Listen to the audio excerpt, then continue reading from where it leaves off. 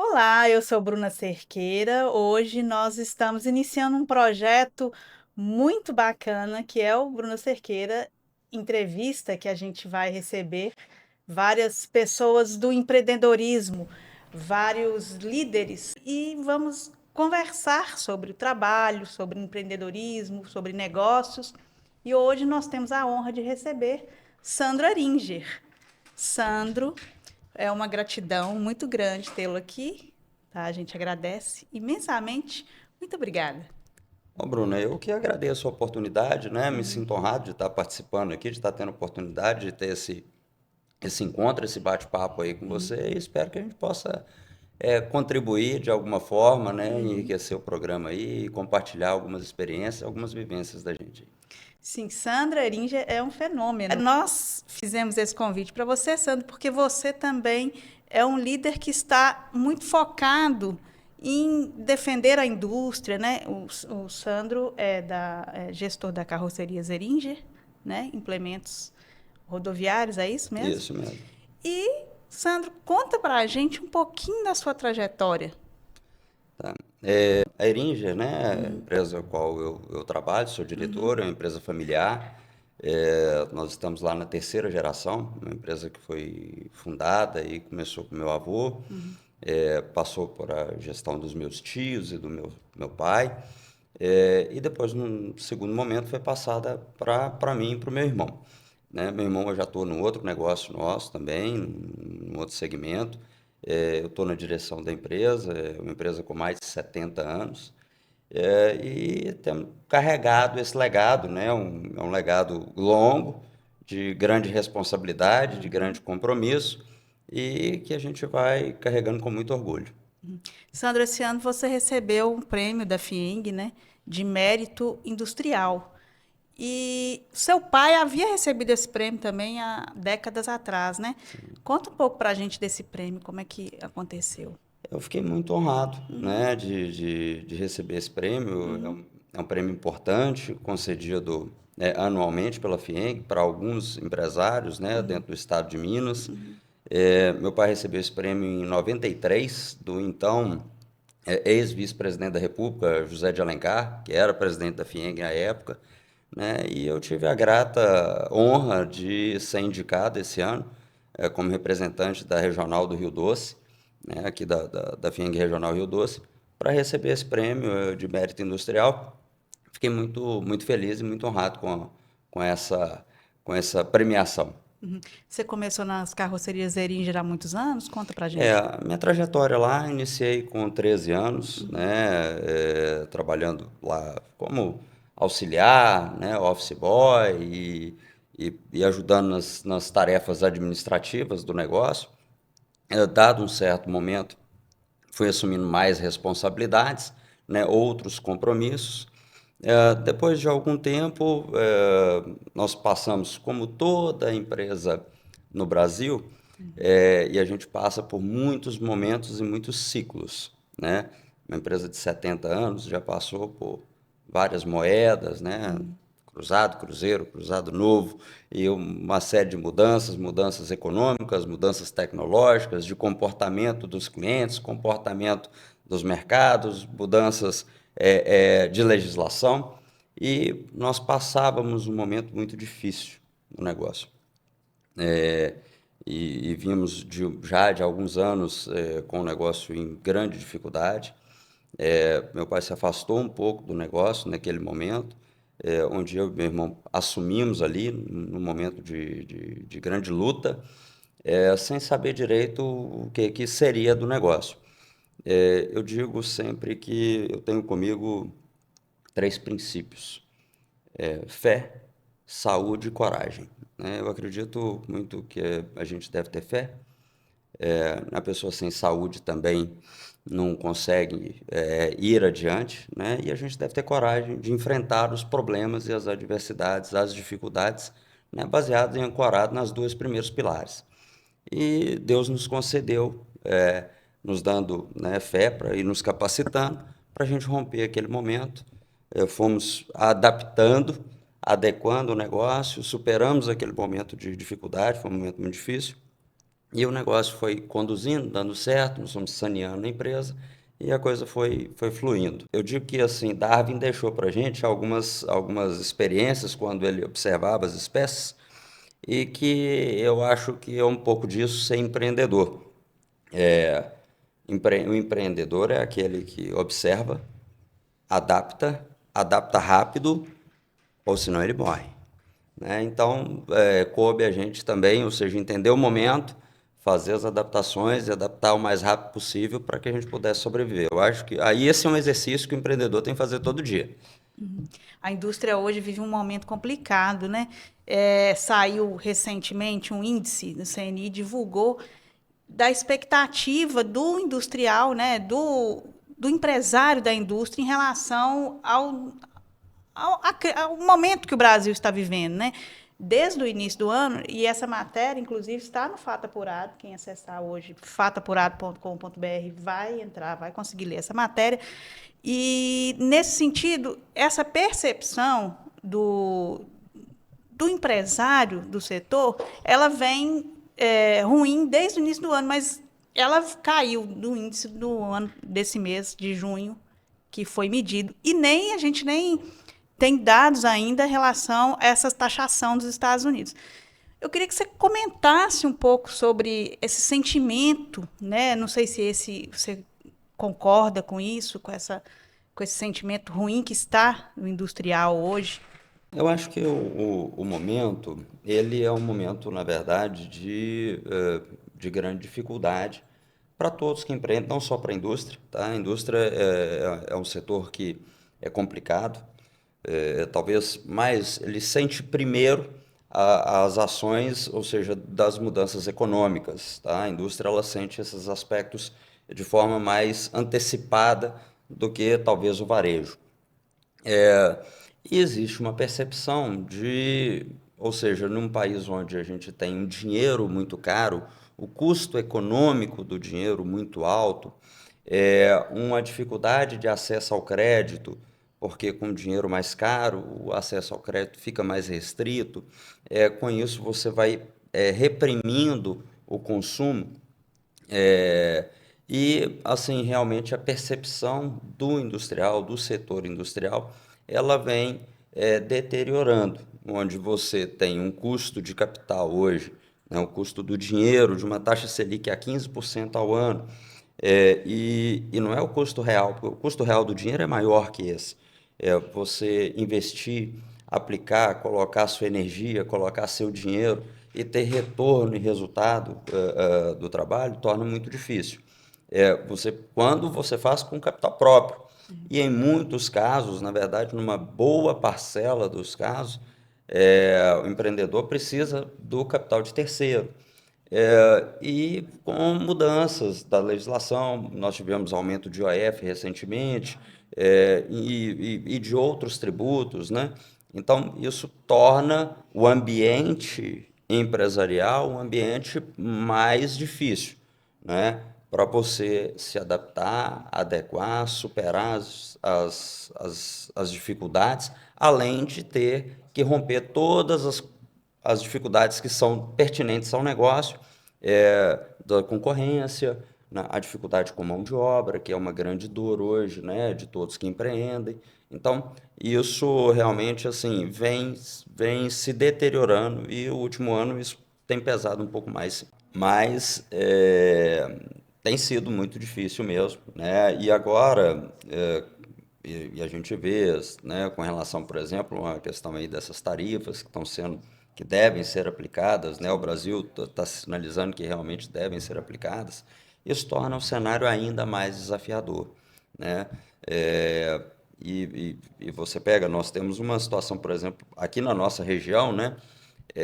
Esse afastamento dos Estados Unidos, além de ter os aspectos econômicos, né, das tarifas, nós ainda temos a questão cultural aqui, uma questão, ou seja, de laços, né? Isso preocupa também, de como é que os Estados Unidos vai passar a ver o brasileiro. Tudo isso não traz mais um ingrediente né, de dificuldade, de insegurança para a gente, para um futuro próximo aí. É, Mas vai dar certo. vai dar certo. Esperamos que sim, a gente tem que ser otimista, né? Porque todo mundo precisa, né, do mercado, todo mundo precisa consumir, né? Porque o cenário já mudou, né? Eu acredito que o cenário hoje existem mais pessoas empreendendo do que há 10 anos atrás, né? Então, isso influencia até na governança, até no governo, né? Até no voto e tal. Mas, nesse sentido, Sandro, o associativismo vem para tentar diminuir as barreiras também, né? Porque quando as pessoas se juntam, né, cooperam entre elas, né? Você é uma pessoa que é muito otimista no associativismo, né? FIENG agora assumiu o SIM, né? O sindicato também representa a associação Do Distrito do Industrial Distrito lá, da Industrial, sede, né? exatamente, a sede. Conta um pouquinho para a gente. Eu sou um entusiasta do associativismo, tá? Eu acredito que é, juntos a gente vai mais longe, né? Isso aí é até uma fala do nosso presidente lá da sede, Faisal, um abraço, Faisal, que a gente pode mais quando a gente está juntos. E sim, né? Eu participo, sou presidente do sindicato, Sindicato da Indústria do Mobiliário, tá? De Governador Valadares, no qual a gente faz parte da FIENG, né, que é a Federação das Indústrias do Estado de Minas Gerais. Também participo lá da ASED, né, que é a Associação das Indústrias do Distrito Industrial, e também da Associação Comercial, tá, como diretor da indústria. Acredito que nesses fóruns, nesses nossos encontros, nós conseguimos discutir temas, pautas, reivindicações, onde nós podemos conquistar mais espaço, não só para os nossos setores, não só para a indústria, mas para a comunidade. Eu recordo aqui muito de uma coisa muito interessante que nasceu dentro da associação comercial, que foi a conquista da Sudene para Valadares. E eu sou, há uns anos atrás, cerca de uns 8 anos atrás, o Jackson levantou essa bandeira e, naquele momento, muitos falavam, isso aí não tem jeito, muita gente tentou e não foi à frente. E ele peitou essa ideia, comprou essa ideia, é claro, né? Ou seja, sozinho ele não conseguiria, ou seja, com o corpo da associação comercial, aquilo foi tomando força, e hoje a Sudene é uma realidade. Teve uma convergência de interesses políticos, né? Mas isso nasceu ali dentro, nasceu não, porque essa é uma ideia antiga, mas, ou seja, isso tomou força dentro de uma entidade de classe. Eu entendo que as entidades de classe elas têm um papel muito importante dentro da nossa sociedade. Nós estamos hoje lá como presidente do SIM, junto com outros sindicatos aqui de Governador Valadares. Temos uma estrutura dentro da FIENG, através do SESI, do SENAI, que são incríveis. Convido aqueles que não conhecem para que façam uma visita na escola do SESI, vão se encantar, surpreender. Na escola do SENAI, você vê o nível de qualificação, o nível técnico, o que tem para ofertar para o seu negócio, para a sua empresa, para os alunos que ali estão inseridos, que realmente você vai ficar encantado. A FIENG ela tem uma quantidade de serviços para ofertar para o empreendedor de graça. De graça. E o mais interessante é isso, porque às vezes a pessoa está lá sofrendo uma dor sozinha, uma dificuldade, e tem lá tantos serviços que ela pode buscar e ter apoio, ter um auxílio sem custo nenhum, ou a custo muito reduzido, subsidiado, onde qual que é o papel daquela entidade ali? Fazer com que a indústria cresça, gere emprego, distribua renda, distribua riqueza e faça, né, a nossa sociedade crescer. Então, assim, eu sou entusiasta do associativismo.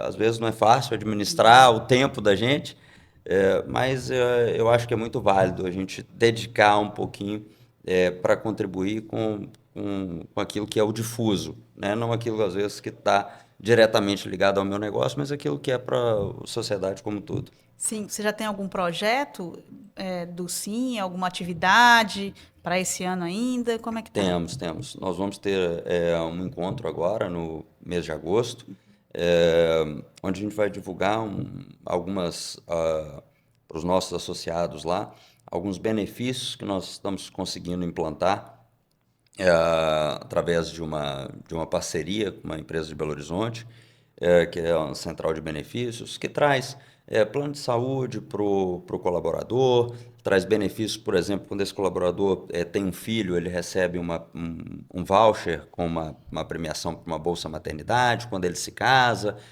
tudo a um custo muito barato, muito interessante para o empresário.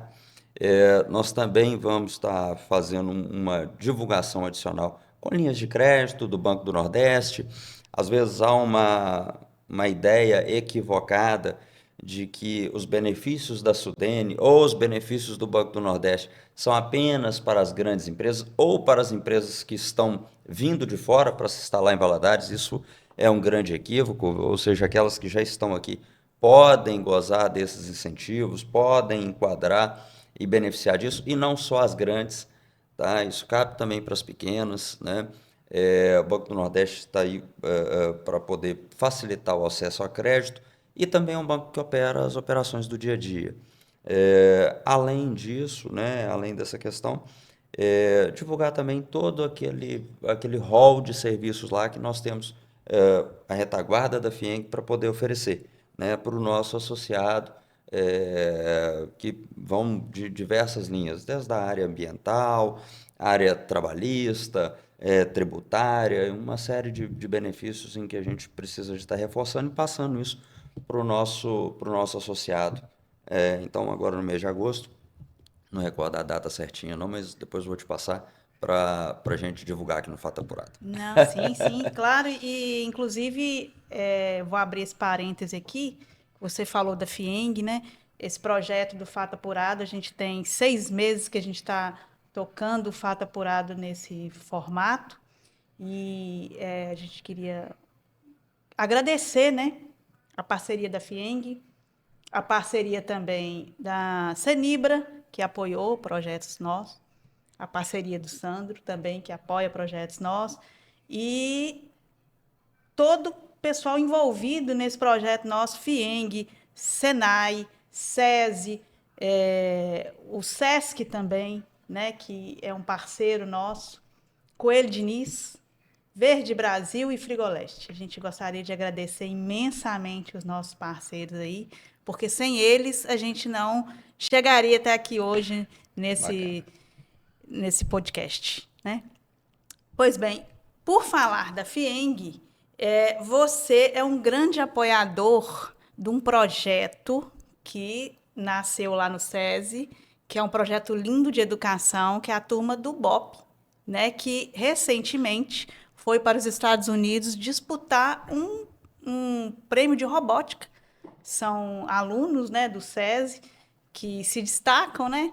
É o que eu falo, o apoio do empreendedor, o apoio da indústria é muito importante para que, quando une-se, né, a educação de qualidade com o apoio, as crianças voam, né, Sandro?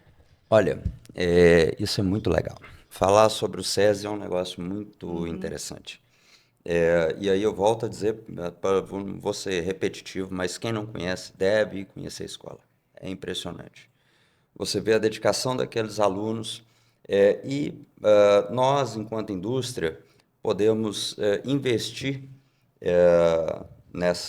na educação daquelas crianças e, de fato, você vê que aquelas crianças ali são portadores de futuro. E você percebe o enriquecimento delas. As aulas de robótica, né, que é algo está aí, a indústria 4.0 é uma realidade. Nós tivemos agora na Expo Osaka, no Japão, ou seja, onde você já fala-se indústria 6.0, não é nem a 5.0 mais. E você vê que os alunos aqui do SESI não estão para trás. Já há alguns anos, eles vêm despontando e disputando concursos de robótica, concursos de matemática, concursos do Lego, não só no Brasil, esse dos Estados Unidos agora, esse ano, mas já tiveram participando de um concurso na Suíça, na Rússia. Então, é muito bacana o nível de desenvolvimento que tem sido alcançado pelas escolas, pelas unidades do SESI. Nós aqui, né, a Eringe é apoiadora, a gente é patrocinador da escuderia dos meninos lá, da escuderia deles de corrida. E assim, a gente fica muito feliz em poder ser parceiro e apoiador desse projeto. Esse ano nós implantamos um programa, que é o programa Recriar, implantamos na empresa e eu fiquei muito feliz de poder implantar esse programa, onde nós estamos proporcionando escola particular, né, ou seja, para os filhos dos nossos colaboradores. No início do ano, aqueles que se interessaram a colocar os filhos estudando nas escolas do SESI, nós estamos custeando as mensalidades e tem sido assim uma satisfação muito grande por parte dos pais, né, que a gente vê lá, os nossos colaboradores, e quando eles nos compartilham da alegria das crianças de estarem numa escola de ponta, de qualidade, a dedicação, de como eles se sentem felizes em ir para a escola. Então, assim, para nós tem sido muito satisfatório poder apoiar isso, apoiar esse projeto, né? Tem sido realmente muito bacana de você ver que essas crianças podem ser ali portadores de fato, portadores de futuro. O sistema S como um todo, o SESC-Senat, que é do transporte, o sistema do FEComércio, né, que tem o SESC, a educação do SESC, o SESI também da FIENG, assim, a educação é alto nível. Eu falo que as minhas filhas estudam no SESC e a autonomia que elas têm em relação à vivência, à vida mesmo, ao trabalho. E não sou eu só que fala, não. Um dia eu estava conversando com uma pessoa, ela falou assim: Nossa, mas minha filha mudou do SESC para uma outra escola. E a diferença foi gritante. Porque lá no SESC, por exemplo, ela aprendeu a fazer um bolo, ela tinha mais autonomia. Então, assim, a educação, o material de qualidade, e do SESC também não é diferente, né? Os meninos, e você vê a alegria que as crianças têm em dizer assim, não, eu sou, no caso da escuderia, né, que a Eringer patrocina, não, porque eu sou o designer da escuderia, não, porque eu sou a gestora de projetos da escuderia. E essas pessoas também, essas crianças que são patrocinadas, né, que recebem as bolsas, a família, tive a oportunidade de entrevistar uma delas e falei assim, nossa, mas você tem a noção do quanto a sua família é orgulhosa de você hoje, está aqui, está nos Estados Unidos? Ela, eu tenho. Porque se eu não tivesse aqui hoje no SESI, eu não poderia nem, eu não passaria nem da porta, né? Então, assim, é valoroso para um pai, para uma mãe, né? Então, é um projeto muito bacana e, assim, eu recomendo o Sistema S em toda a sua totalidade. Mas vamos lá. Agora vamos falar um pouquinho de esporte, né, Sandro? Porque você é o moço do leste de Minas, acho que um dos poucos de Minas Gerais do Brasil que conseguiu a mandala das 6 corridas, né, das 6 maratonas, né? Conta pra gente como que é participar de uma maratona, já é difícil, imagina 6, né? Bem, assim, eu fiquei muito contente, né? Isso, na realidade, assim, o esporte entrou na minha vida, já tinha mais de 30 anos. Eu nunca fui uma criança ou um jovem que gostasse de esporte, não. Comecei a trabalhar muito cedo e era bem sedentário. Já estava com 32 anos, bem gordinho e tudo, precisando de fazer dieta. E aí comecei a correr, comecei, na verdade, a caminhar. E a partir dali eu vi que aquilo foi fazendo bem para mim. Então depois, né, comecei a correr devagarinho e depois me empolguei, vi que aquilo fazia bem para mim, para o meu corpo, para minha mente. Eu gosto de acordar cedo, então fazia minha corrida ali, fazia minhas reflexões e encaixei aquilo na minha rotina. Dado um certo momento, resolvi fazer uma maratona.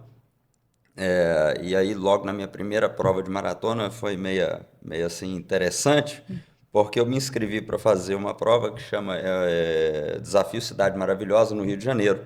E era a primeira edição desse desafio, onde você tinha que correr 21 quilômetros no sábado e no domingo 42. Você fazia uma meia maratona no sábado e no domingo. Os 42 foi a primeira edição do Rio. E aí eu escolhi logo fazer a minha primeira maratona, tendo que fazer uma meia na véspera. É coisa meio de maluco. Mas, enfim, aí encarei isso, fiz o ciclo de treinamento e foi muito bacana. E aí fui picado por esse negócio de maratona, de correr maratona. Depois comecei a fazer o circuito das majors, né, que são as 6 maratonas mais desejadas de serem feitas no mundo, que é Berlim, Tóquio, Chicago, Londres, Nova York e Boston. São provas difíceis de você conseguir vaga para ela, ou você participa de um sorteio, ou entra por índice, ou então por caridade. Então é difícil conseguir se inscrever para fazer. E além de ser difícil se inscrever para fazer, você ainda tem que treinar para fazer a prova. Fiz essas 6 maratonas, né? Foram ao longo de 7 anos que eu levei para fazer esse circuito de maratonas para poder concluir. Mas fiz outras no meio do caminho e estou aí, tem mais uma para fazer no mês que vem e vamos em frente. Animou. Eu gosto. Se tiver uma sétima, oitava, nona no circuito, você vai fazendo, né? Esse ano foi lançada a 7ª Major, vai ser a primeira edição em Sydney, na Austrália, agora, 31 de agosto, eu vou lá fazer já tem as 6 Majors, mas vai ter a primeira edição da 7ª Major e tudo, eu estou indo lá participar da primeira edição. Vou para a Austrália agora em agosto correr lá. Vai trocar a mandala. Vamos ver, acho que não tem mandala ainda não, mas vamos pegar mais uma medalha lá. É, exatamente. Sandro, você é um empreendedor de sucesso, né? Nós estamos vivendo no meio de uma possível crise hoje com essa questão da tarifação dos Estados Unidos. Qual que é o conselho que você daria, já que a sua empresa enfrentou todas as crises, né? Você disse no início, troca de moeda, governo. O que você acha que é o diferencial para a gente superar esse momento? Olha, assim, não tem receita de bolo, até porque a gente não sabe o que o amanhã nos reserva. A gente tem previsões, né, de algumas coisas, expectativas, mas empreendedor tem que ser um cara pé no chão, mas ousado. Como eu disse no início, acredito muito que a gente precisa de fé, de saúde e de coragem, né? Coragem para tomar, às vezes, decisões difíceis, decisões que não são agradáveis de serem tomadas, mas que precisam ser feitas. E de adaptar rápido para não morrer. Nós temos um cenário desafiador para frente, sem dúvida, mas temos que ter certeza, assim, o Brasil é um país grande, é um país rico, de um povo trabalhador, de um povo que quer desenvolver, que a gente quer uma nação melhor para nós, e o empreendedor brasileiro é um malabarista. Ele está sempre se reinventando, ele se adapta rápido, às dificuldades, às crises. Então, a gente enxergar o desafio, se você tiver numa trajetória e ver que aquela trajetória não está indo legal, mudar ela de forma mais rápida possível, né, tomando às vezes decisões que não são agradáveis, mas para que você possa tornar um negócio perene. Nem sempre é simples, nem sempre é fácil, às vezes é doloroso, mas é necessário. Você esteve na Expo Osaka agora, em junho, né? É um projeto também da FIENG. Gostaria que você me explicasse qual foi a sua impressão, né? E comparasse, assim, se possível, né? Do nível de evolução que os japoneses estão em relação a nós, como que funciona isso aí? A Exposição Universal é um negócio muito bacana. É a segunda Exposição Universal em que eu vou. A Exposição Universal acontece já há mais de quase 200 anos, né? a mais icônica, né, a de Paris, né, que foi onde foi construída a Torre Eiffel, para ser desmontada, foi construída para uma exposição universal, que naquela época queria trazer as novas tecnologias, e a tecnologia era o uso do aço. Então, na exposição universal, a gente sempre tem contato com inovações, com aquilo que é o novo, aquilo que está muito distante, talvez, da realidade da gente. E eu fiquei impressionado com o que a gente pôde estar vivenciando ali. É, mas também o Japão é um lugar interessante, não é a primeira vez que eu tinha ido no Japão, já tinha ido lá no ano passado. E o Japão, apesar de ser tecnológico, ele também é milenário, ele também preserva muita coisa das suas culturas. E eu que sou do setor da madeira, achei muito interessante que todo o anel em volta da Expo Osaka, ou seja, foi todo utilizando madeira. Madeira reciclável, vai ser reutilizada. Então, a preocupação deles em trazer inovação, mas de também manter a preservação ambiental. Acho que as duas coisas podem andar lado a lado, podem correlacionar e conviver de forma harmônica. E com relação às novas tecnologias, o Japão hoje já inicia, né, já vive a indústria 4.0 na sua essência, já atua na indústria 5.0 com internet de alta velocidade, com o uso da inteligência artificial de forma muito rápida, muito comum. Nós tivemos a oportunidade de visitar algumas indústrias e também de você ver já a aplicação dessa indústria 4.0 e a 5.0 nos pequenos comércios, no varejo, pela automação das coisas, onde você tem no serviço, você pede alguma coisa no hotel e aí quem vem trazendo é um robô, que chega lá e entrega um travesseiro para você. Então, de você entender como isso tudo funciona e que dá para adaptar e que a gente pode trazer para os nossos negócios, que é possível trazer. O Japão agora já vai iniciar na indústria 6.0. Eles já estão tratando, ou seja, além, né? Nós estamos falando aqui do 4.0 ainda e eles já estão pensando na 6.0. Então, assim, foi muito enriquecedor. A Expo Osaka, ela vai até outubro ainda, né? São 6 meses de exposição universal. Acho que é uma grande oportunidade de todos aqueles que empreendem, puderem estar participando das exposições universais, que você traz conhecimento de algo que está, às vezes, fora da nossa visão, do nosso cotidiano. Pessoal, eu conversei aqui com Sandro Eringer, né, que é um entusiasta do associativismo e que veio trazer um pouquinho aqui sobre a sua trajetória, né, Sandro? Obrigado por ter aceito nosso convite, né? Gratidão. Tá ótimo. Bruno, eu que agradeço, tá? Agradeço o convite, agradeço a oportunidade de estar aqui. Espero que possa ter compartilhado um pouquinho, né, de algumas coisas que a gente vai vivendo no nosso dia a dia da indústria, e me coloco à disposição, né, para poder estar participando de novos momentos como esse, que eu acho que são muito enriquecedores para a gente.